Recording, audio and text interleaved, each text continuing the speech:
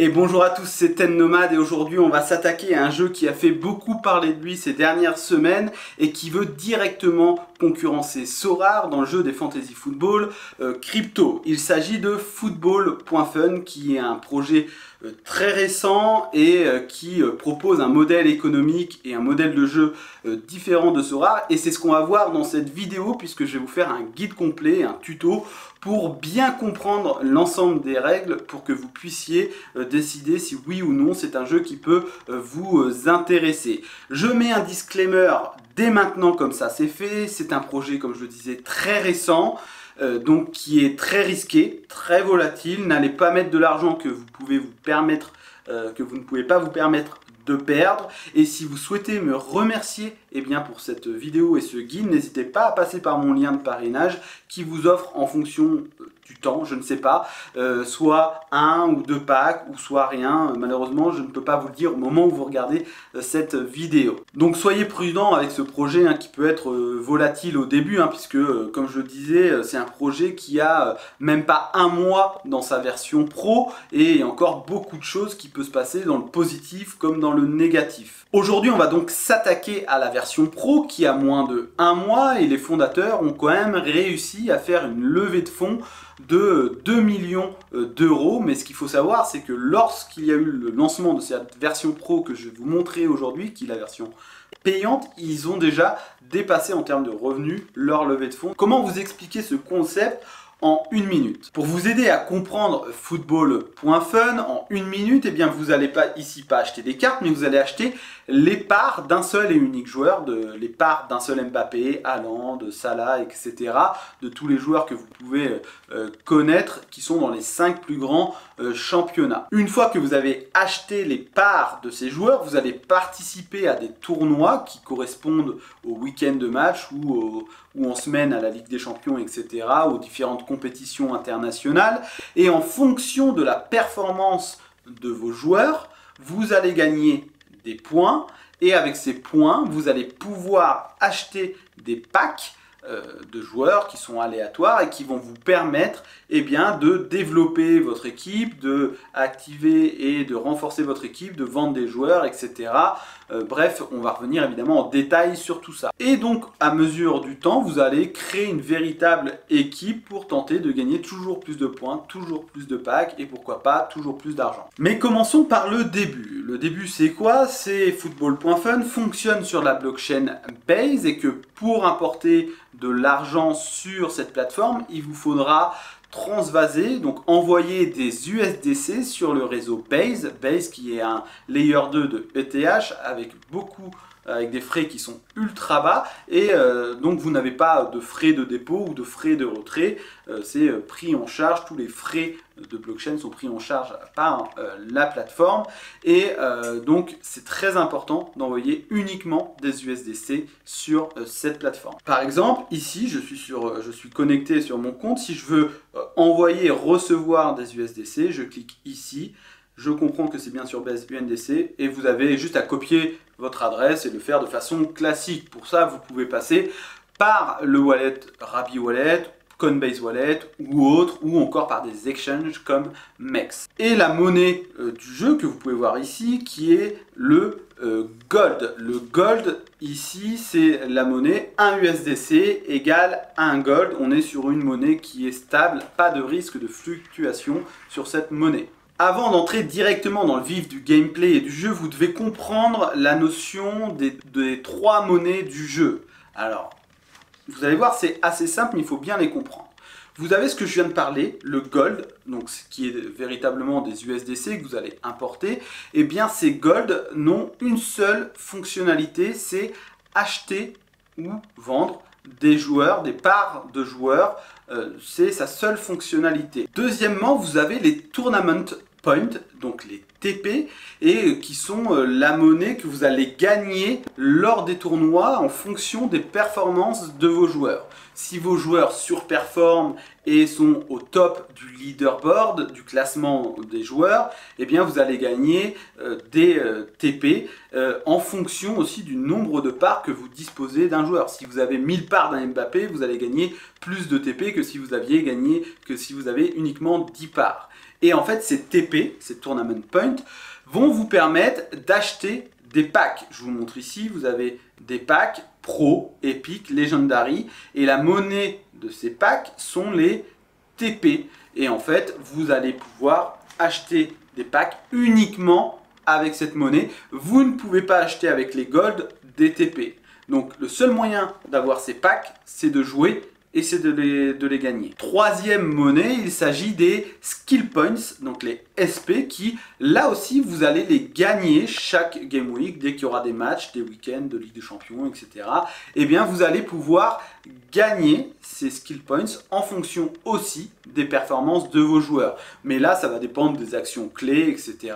Bref, il y a différentes fonctions qui vont vous permettre de les gagner. Et ces Skill Points vont vous permettre de développer vos joueurs qui sont en réserve. On va y venir après, vous inquiétez pas si vous ne comprenez pas tout. C'est juste que vous puissiez comprendre toutes ces monnaies-là avant d'entrer dans le vif du sujet. Et donc avec ces skill points que vous gagnez à chaque compétition, vous pourrez là aussi renforcer et développer votre équipe. Voilà donc les trois monnaies. Passons à quelque chose qui devrait vous plaire, c'est comment on achète un joueur. Vous avez envoyé vos USDC sur la plateforme, vous avez donc vos gold en stock, ici en haut à droite, et bien vous allez aller dans transfert. Ici dans transfert, vous avez tout ce qui est lié à l'achat-revente de parts de joueurs. Comme je vous disais, vous allez acheter les parts d'un joueur, et chaque joueur a un supply limité à 25 millions. C'est-à-dire que vous n'aurez pas plus de parts dans le jeu pour Lamine Yamal ou Mbappé, plus que 25 millions de parts. C'est tout ce qu'il y a, il n'y en aura pas plus. Et évidemment, au début, vous n'en avez pas 25 millions. Il y en a pour l'instant, je crois, à peu près, ça dépend des joueurs, 4 millions. On va prendre l'exemple de Mbappé. Donc là, vous avez tous les joueurs. Vous pouvez les trier ici en fonction du poste, du championnat, etc., de l'âge, etc. Et une fois que vous avez trouvé votre joueur, qui sont parmi les 5 plus grands championnats, je vais prendre l'exemple de Mbappé, vous cliquez sur le joueur de votre choix, vous avez les différentes informations sur le joueur, les prochains matchs, ses dernières notes, vous avez le nombre de points qu'il a remporté sur les derniers tournois. Alors il n'y a eu que 2 tournois pour l'instant, je vous dis, c'est très récent. Et vous avez l'évolution du prix que vous pouvez voir en fonction du jour, du mois, de la semaine et ses player stats. Là, on peut voir à droite qu'il y a pour l'instant 4,1 millions en circulating supply sur 25 millions. Donc il y a une inflation, mais elle est limitée dans le temps et elle s'ajuste aussi de façon algorithmique. Je ne vais pas rentrer dans les détails en fonction du nombre de joueurs, etc. Là, vous avez surtout le prix, le montant. Donc pour aujourd'hui acquérir une part de Mbappé, il vous faudra débourser 1,24 USDC, donc gold. Et pour acheter, c'est très simple. Vous faites buy, vous mettez le montant. Par exemple, si je veux acheter 2 gold de Mbappé, je fais ça. Je vais avoir des frais de 5% puisque l'entreprise ne se rémunère pas sur la vente des cartes, ou de joueurs, mais tout simplement sur le volume d'échanges et sur les échanges que vous allez faire entre joueurs, etc. Et ici, donc les fees sont de 5% à l'achat et à la revente. Comment est fixé le prix? Eh bien c'est très simple. Ici vous avez un marché liquide et c'est-à-dire que le prix est basé de façon algorithmique en fonction de l'offre et la demande. Comme en bourse traditionnelle, ça marche pareil. Alors évidemment, si demain Mbappé se fait les croisés, vous pouvez être sûr que le prix va chuter, il y aura une grosse chute et c'est comme ça. Mais tout est basé sur l'offre et la demande et c'est surtout qu'on a quelque chose de liquide. Ici, j'ai pas besoin d'attendre que quelqu'un achète mes parts entre guillemets achète mon NFT comme sur Sorare, ou j'ai pas besoin d'aller chercher sur une marketplace, savoir quel Mbappé choisir. Là, tout se fait de façon automatique et moi je préfère ce système qui est beaucoup plus liquide et intéressant. Donc pour acheter, je fais Buy Now. Et voilà, j'ai acheté mes 2 parts de Mbappé. Pour vendre, si je veux vendre, je fais exactement pareil. Voilà, je veux vendre 2 parts ou je vends 50% de mon Mbappé, et voilà. Maintenant, on va voir comment participer à un tournoi, et on va voir que c'est très différent d'un jeu de fantasy traditionnel, puisque, eh bien, vous n'avez rien à faire, pas de compétition à rejoindre, pas d'équipe à valider, il va falloir juste une petite subtilité sur laquelle on va revenir. Vous allez dans Squad, en haut à gauche, et vous voyez, vous avez Active, l'onglet Active ici, ce sont tous les joueurs qui sont prêts et qui peuvent participer à une compétition. Mais une fois qu'ils sont là, c'est-à-dire que quand vous allez acheter un joueur, il va arriver directement là, dans cet écran-là, dans cet onglet-là, et il participe automatiquement à la compétition, et du coup, vous n'avez rien à faire, vous risquez pas de DNP, ou vous n'êtes pas dépendant des performances des autres joueurs dans une équipe ou autre, puisque là, ça va être son score individuel qui va compter, et s'il ne joue pas, tant pis, mais vous avez d'autres joueurs qui peuvent jouer et remporter des points. J'espère que j'étais assez clair là-dessus, mais vous n'avez pas besoin d'inscrire un joueur à un tournoi, ça se fait automatiquement. Et par contre, il ne faut évidemment pas vendre le joueur pendant ce tournoi-là, sinon vous n'allez pas gagner les points qui lui seront attribués. Donc pas de contrainte de temps, pas de contrainte de DNP, voilà, c'est beaucoup plus flexible, mais il y a moins ce côté jeu, stratégie entre guillemets purement équipe. Par contre, il y a une chose qu'il faut absolument savoir, c'est la partie contrat. Puisque quand vous allez acheter un joueur, il va automatiquement disposer de 4 contrats. Vous avez en dessous l'onglet ici, contrat. Vous voyez ici tous mes joueurs et vous voyez ici le nombre de contrats que j'ai par joueur. Quand vous achetez un joueur, je le disais, vous avez 4 contrats et un contrat s'enlève à chaque fois qu'il joue. S'il y a un DNP, s'il est blessé, ça ne lui enlève pas de contrat. Mais à chaque fois que le joueur va jouer, il aura un contrat en moins. Et pour renouveler ces contrats, il vous faut dépenser du gold, qui est donc la deuxième utilité du gold, qui est, en plus d'acheter et vendre des joueurs, c'est acheter des contrats. Ces prix de contrat varient en fonction du nombre de parts et du montant du joueur. Par exemple, ici, sur le gardien Raya, je clique dessus, je peux étendre de 4 matchs, donc 4 contrats, pour 2,87 USD. Et si votre joueur n'a plus de contrat, il ne joue plus et il ne peut plus remporter 2 points, il n'est plus dans votre équipe active. Donc ça, c'est très important à savoir, ça veut dire qu'il vous faut toujours plus ou moins une petite réserve d'argent pour activer les contrats de vos joueurs. Mais c'est stratégique aussi parce que par exemple, si je vois que Raya, dans 3 matchs, il a des match-up pourris, je sais qu'il ne va pas faire de clean sheet ou ça va être vraiment compliqué pour lui, pour mon joueur, eh bien, je ne vais pas renouveler mon contrat, ça sert à rien, les 4 prochains matchs, ça va être compliqué pour lui, voilà, j'attends 4 matchs pour renouveler les contrats. Donc il y a aussi cette partie stratégie qui entre en jeu. Donc voilà un peu pour la stratégie des contrats, c'est très important de surveiller le nombre de contrats qui restent. Vous avez aussi l'onglet Holding ici qui vous permet tout simplement de suivre l'évolution, la valorisation de votre galerie. Alors j'ai la chance d'avoir 1200 mais je suis arrivé assez tôt sur le jeu au tout début et donc moi j'ai mis que 500 je crois, 600. Donc pour l'instant c'est cool. Mais voilà, il y a une grosse hausse là, une grosse baisse, c'est très volatile comme je le disais. Vous suivez un peu l'évolution des parts de vos joueurs, etc. Le nombre de parts que vous disposez, etc. Et donc l'avantage de ces tournois aussi, c'est que vous n'êtes pas dépendant de l'ouverture des tournois. Dès qu'il y a un match qui joue et qui est noté, il peut remporter des points. Maintenant, on va s'attaquer à un autre gros sujet qui est la partie développement. Ici, on a vu la partie active, donc mon équipe qui me rapporte des points et qui joue tous les week-ends sans avoir à valider. Et bien dans développement, c'est ici un peu ma réserve. C'est-à-dire que c'est mon équipe réserve, là où atterrissent aussi mes joueurs quand je vais avoir des packs. Parce que quand vous allez ouvrir des packs, quand vous aurez gagné des points et que vous aurez ouvert des packs, vos joueurs vont arriver ici dans votre équipe réserve. Et ces joueurs-là, qui sont dans l'équipe réserve, c'est très important, ne comptabilisent pas de points. Ils ne participent pas aux compétitions. Vous allez devoir les faire progresser et les activer via, si vous avez suivi, via vos skill points, vos skill points qui vont vous permettre de les activer et de les envoyer un peu dans votre équipe première, en tout cas dans l'équipe active qui est juste là. Alors, Comment ça se passe? Vous avez deux choix. Par exemple, vous ouvrez un pack. Alors j'ai gardé spécialement un joueur, mais j'en avais 5, c'est dommage que je ne vous ai pas montré. Mais vous avez le choix. Par exemple, ici j'ai gagné Pedro Neto dans un pack. Qu'est-ce que je veux en faire? Est-ce que je veux le promouvoir dans mon équipe active? Ou alors je ne crois pas trop en lui et je veux pas l'utiliser? Eh bien, vous avez plusieurs possibilités. Vous en avez deux, même si plutôt trois. Donc, vous avez par exemple ici Multi-Select. Je vais pouvoir sélectionner mon joueur. Et vous voyez qu'on me propose deux options. Cut ou Promote. Promouvoir, c'est-à-dire que si je crois en Pedro Neto, eh bien je vais pouvoir aller l'activer et le mettre dans mon équipe active. Je vais faire Promote. Et là, on voit que lors du dernier tournoi, il me reste 14,56 SP Skill Points. Je vais pouvoir activer un certain nombre de parts en fonction, par exemple,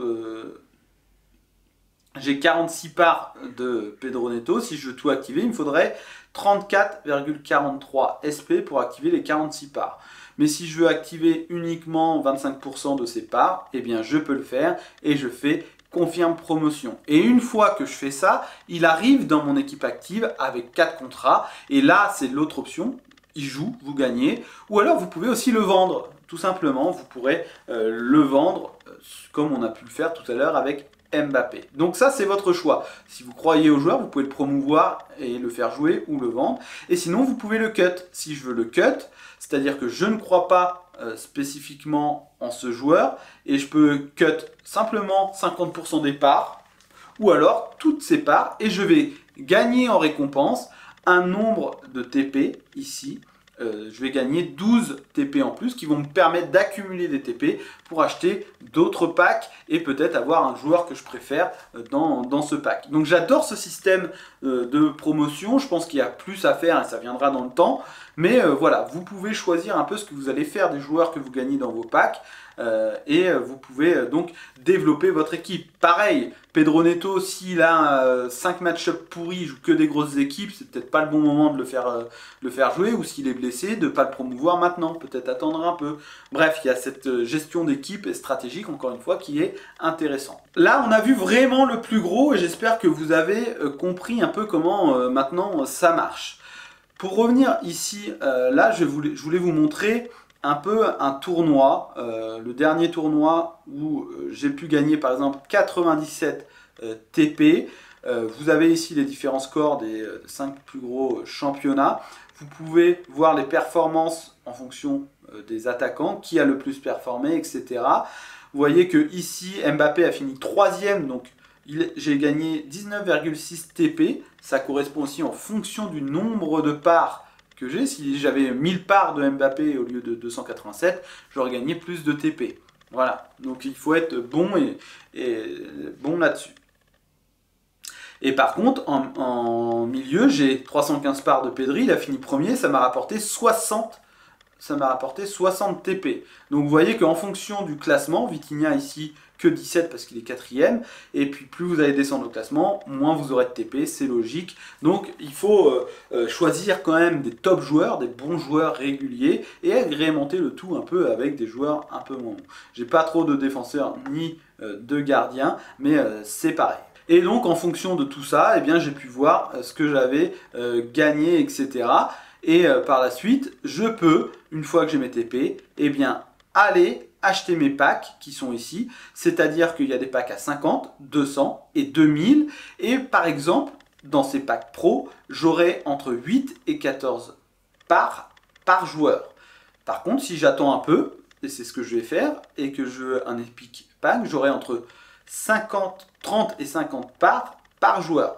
Voilà. Et Legendary, bah là, il va falloir économiser un peu, mais vous allez avoir énormément de parts. Mais voilà, il faut attendre, il faut construire son équipe, et voilà comment ça marche. Vous voyez ici que je suis niveau 9, vous pouvez aussi gagner des niveaux en respectant et en participant aux différents objectifs ici. Voilà, ça dépend de ce que vous allez faire. Juste un petit point sur les notes des joueurs, hein, c'est fait par des organismes officiels comme Opta, où vous avez le nombre de passes, d'actions décisives, etc. Comme sur Sora, il n'y a pas de souci par rapport à ça.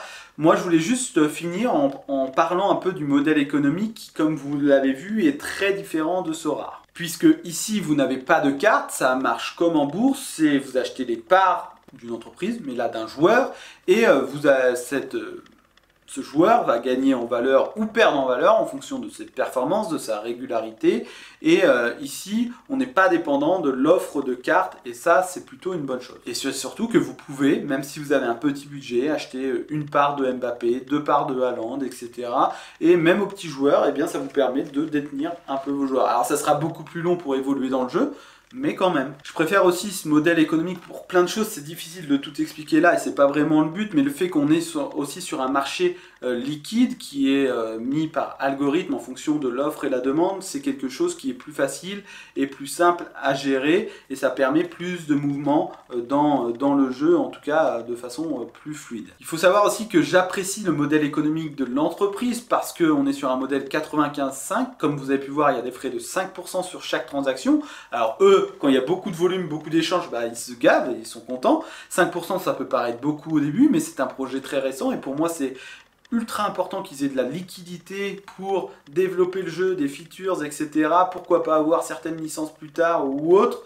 Mais en tout cas, je trouve que c'est vraiment une bonne chose, ce système où là, leurs revenus ne dépendent pas de l'émission de cartes et d'une nouvelle demande en continu, mais dépend véritablement bien de l'écosystème du jeu, du volume entre joueurs qui peut s'autosuffire, en tout cas c'est ma vision des choses.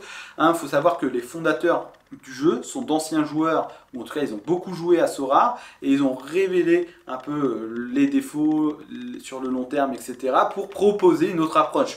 Est-ce qu'elle est mieux pour moi ? Techniquement, oui. Est-ce que ça sera mieux? Je n'en sais rien, pas plus que vous. Donc, Sora a encore quand même pas mal d'avantages. On a un écosystème plus mature, on peut plus facilement mettre de l'argent, le retirer en euros. On a ce côté quand même collection qui est intéressant, avec la photo des joueurs, des éditions spéciales, etc. On a aussi tout ce qui est, toutes ces fameuses licences. Franchement, c'est plus intéressant. Mais Football.fun, pour moi, a quand même un beau potentiel. Après, un potentiel ne fait pas tout. Il y a cette application et ce bouche à oreille et ce côté un peu addictif au jeu qui peut rentrer en jeu. Mais ici, on a quelque chose quand même qui est plus facile d'accès. On peut détenir ses stars même si on n'a pas beaucoup d'argent. On peut évoluer dans le jeu. Il y a plein de potentiel aussi à réaliser, tout à faire. Il y a encore peu de joueurs. Je crois qu'on est autour des 13 000, je crois à peu près, de joueurs. Et on a une économie qui est totalement transparente par rapport à ça, que je trouve pour moi plus viable, mais voilà, c'est encore une fois personnel. D'ailleurs, vous avez un petit dashboard ici, FDF Tracker, qui vous permet tout simplement d'avoir pas mal d'informations. Par exemple, sur ce site, vous pouvez voir les différentes évolutions des joueurs sur un jour, 4 heures, une journée, etc. Vous avez l'évolution du marché, du volume. On peut voir que ce week-end, c'était la folie quand tout le monde en parlait. Il y a eu 14 millions de volume, ce qui est énorme pour un projet si jeune, parce qu'il faut savoir que en tant que unique trader, il y a uniquement 12 535 traders pour l'instant, donc c'est un jeu encore qui est tout petit. Est-ce qu'il va rester comme ça? J'en sais rien. Est-ce qu'il va se développer? Je ne sais pas, mais en tout cas voilà, il y a eu un peu de monde qui est arrivé, mais le potentiel est encore puissant. Par exemple, si on compare à Sora, et vous pouvez donc suivre aussi l'évolution de prix des joueurs, le market cap par joueur, donc les joueurs les plus chers. Bref, il y a énormément d'informations que vous pouvez voir dessus, les trending, etc. Voilà, je voulais terminer là-dessus. J'espère que ça vous a plu. N'hésitez pas, si vous avez des questions, je tenterai d'y répondre. Je suis assez nouveau sur le jeu. Et puis, on se retrouve bientôt pour une nouvelle vidéo. Ciao!